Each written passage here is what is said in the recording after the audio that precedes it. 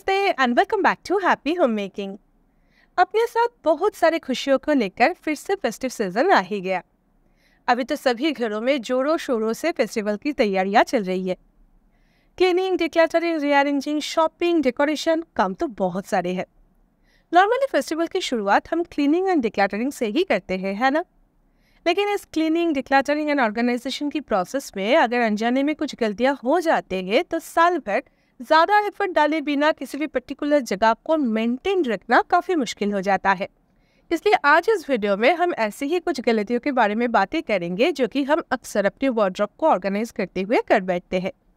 Decluttering and reorganisation के दौरान अगर आप इन सारी गलतियों पर ध्यान देंगे तो आपका काम आसान तो होगा ही, उसके साथ साथ पूरे साल आपका वार्डरोब मेंटेन भी रहेगा। वीडियो अगर अच्छी लगी तो इसे लाइक करना, चैनल पे अगर नया है तो सब्सक्राइब करना बिल्कुल ना भूले। तो चलिए शुरू करते हैं आज का वीडियो।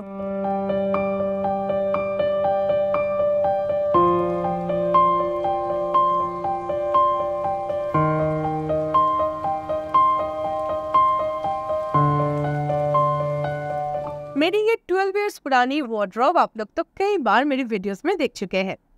मैं ये प्राउडली बोल सकती हूँ कि मेरी वार्डरोब कभी भी मेसी नहीं होता और मुझे इसे टाइम टू टाइम रीऑर्गेनाइज करने की भी ज़रूरत नहीं पड़ती, क्योंकि मैं इसे इस तरीके से ऑर्गेनाइज करके रखा है जो कि मेरी नीड्स एंड नेचर के लिए बेस्ट है। अगर आपकी वार्डरोब रीअरेंज करने की कुछ ही दिन बाद फिर से मेसी हो जाता है तो आप अपनी नीड्स के अकॉर्डिंग उसे ऑर्गेनाइज नहीं किया है। इसलिए सबसे पहले आपको खुद के लिए बेस्ट ऑर्गेनाइजेशन सिस्टम ढूंढना पड़ेगा जो कि आपकी नीड्स एंड नेचर को सूट करता है। अगर लास्ट वाला ऑर्गेनाइजेशन सिस्टम आपके लिए काम नहीं किया है तो नेक्स्ट बार वार्डरोब को ऑर्गेनाइज करने के लिए थोड़ा डिफरेंट तरीका फॉलो करके देखें और ये ट्रायल एंड एरर के सिलसिला जारी रखिए जब तक ना आप अपने लिए इफेक्टिव सिस्टम ढूंढ पाए। और जब आप उसे हासिल कर लेंगे तब देखना ना ही वार्डरोब मेसी होगा और ना ही उसे मेंटेन रखने के लिए एक्स्ट्रा एफर्ट डालना पड़ेगा। बाय द वे, इस वार्डरोब ऑर्गेनाइजेशन की डिटेल वीडियो ऑलरेडी अपलोडेड है, आप चाहे तो चेक कर सकते हैं। Link is in the description box.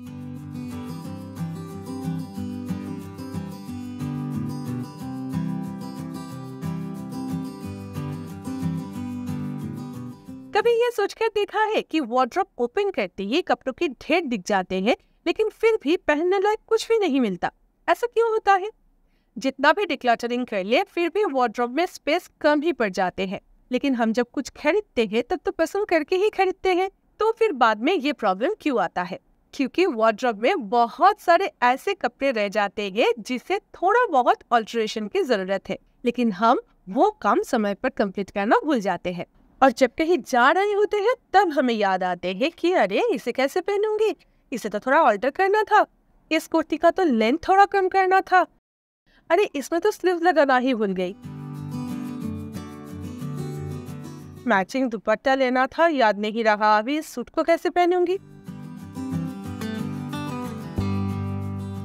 अरे इस कुर्ती के तो लोअर लेना ही भूल गई,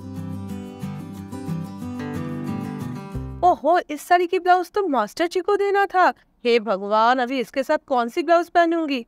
कुछ ऐसा ही होता होगा, है ना? इस प्रॉब्लम का एक बहुत आसान सोल्यूशन है। जब भी वार्डरोब रीऑर्गेनाइज करे तो साथ ही साथ शॉपिंग लिस्ट भी बनाते जाए और उसका एक फोटो खींचकर रख दे। जब बाहर जाए तो लिस्ट देखकर शॉपिंग कर ले और बाकी जिसे ऑल्टर करना है उसे एक अलग बास्केट में रखा करे ताकि ऑल्टरेशन के टाइम आपको फिर से सारे कपड़ों में से याद करके ढूंढना भी ना पड़े और ऑल्टरेशन की टास्क भी आराम से कंप्लीट हो जाए।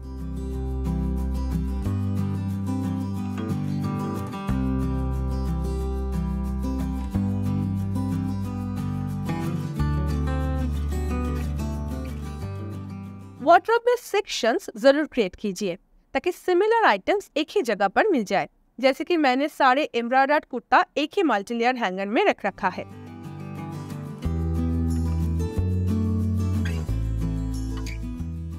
मेरा 2 मंदरिन कॉलर कुर्ता एक साथ रखा हुआ है। सारे ethnic pants, jeans, dupatta, kurti, suits सबके लिए अलग अलग सेक्शन होना चाहिए। इवन आपके hankies, belt, bags and sunglasses के लिए भी अलग सेक्शन जरूर होना चाहिए।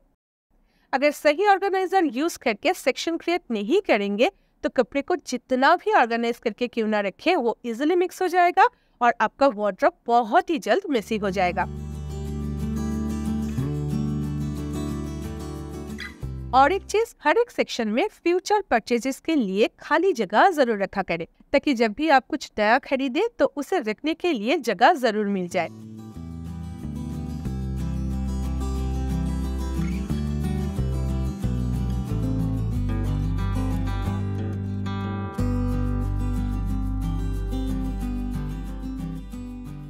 अगर स्पेस नहीं मिलेगा तो ऑब्वियसली आप उसे कहीं पे ठुस के रखेंगे और इस तरह से धीरे धीरे आपकी वार्डरोब मेसी तो हो ही जाएगा।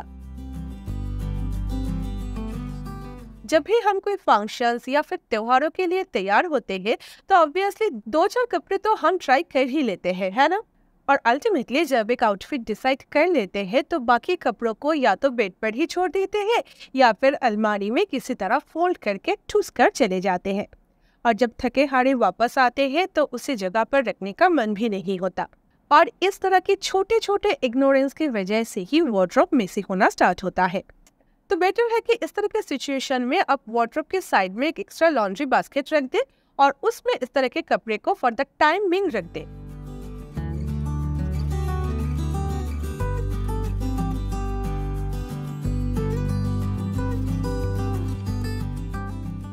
और बाद में जब टाइम मिले तब उसे सही तरीके से सही जगह पर रखें।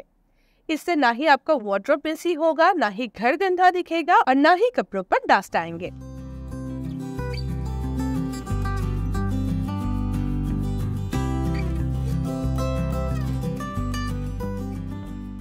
वार्डरोब की वर्टिकल स्पेस यूज ना करना भी एक बहुत बड़ी गलती है।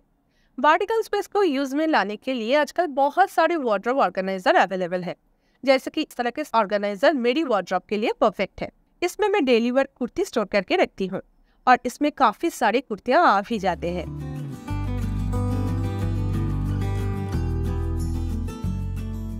वार्डरोब में एक्स्ट्रा सेल्फ लगाने के लिए इस तरह के सेल्फ एडहेसिव हुक्स यूज किया जा सकता है।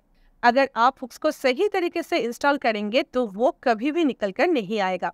ये शेल्फ मैंने लास्ट ईयर मेरी इस वार्डरोब ऑर्गेनाइजेशन वीडियो में इंस्टॉल की थी और ये आज तक सही सलामत है। आप लोग इसके बारे में बहुत ज्यादा पूछते रहते हो, इसलिए मैंने दिखा दिया।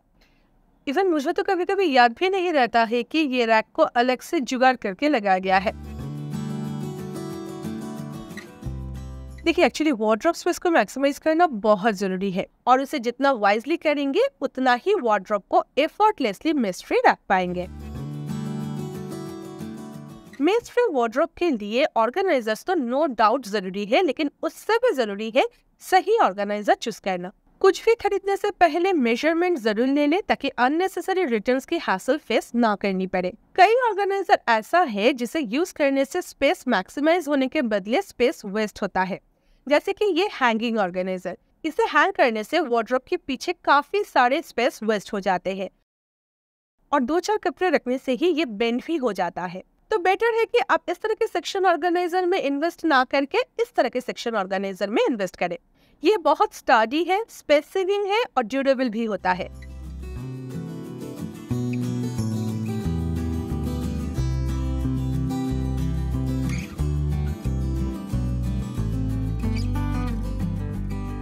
साड़ी स्टोर करने के लिए आप इस तरह के साड़ी बैग के बदले इसे यूज किया करें। इस बैग की क्वालिटी इससे फार बेटर होता है, इसलिए always choose your organiser wisely.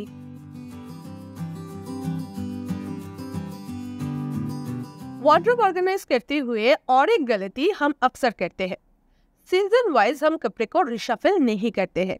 देखिए, हम सबके वार्डरोब में वेल फिटेड, इल फिटेड, बहुत comfortable, not so comfortable, favourite, not so favourite जैसे कपड़े होता ही है। समर में हम लोगों को वेल फिटेड कंफर्टेबल कपड़ों की जरूरत होती है फॉर ऑब्वियस रीजंस, है ना?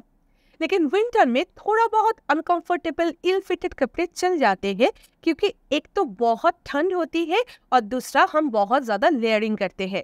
तो ऊपर का स्वेटर्स, शॉल, जैकेट्स अगर अच्छा है तो नीचे टॉप्स या कुर्ता थोड़ा इल फिटेड या फिर अनकंफर्टेबल होने से भी कोई मुश्किल नहीं होता। इसलिए समर में वेल फिटेड कंफर्टेबल कपड़े एक्सेसिबल रखें और विंटर में आपके नॉट सो फेवरेट कपड़े को ऊपर की तरफ रखें।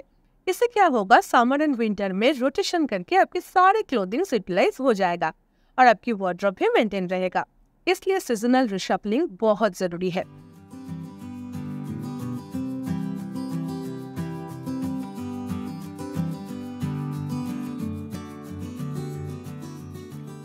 समर आने पर जब हम वुलेंस को पैक करके रखते हैं तो सभी फैमिली मेंबर्स की एक एक हल्का वुलेंस जैसे कि हुडीज जैसा जैकेट जरूर हैंडी रखें, ताकि विंटर की शुरुआत में या फिर सडन वेदर चेंज में या फिर एयरपोर्ट के लिए आपके वार्म क्लोथिंग आपको इजीली मिल जाए। लॉफ्ट, बेड बॉक्स या फिर वार्डरोब के पीछे से निकलने की मेहनत ना करनी पड़े।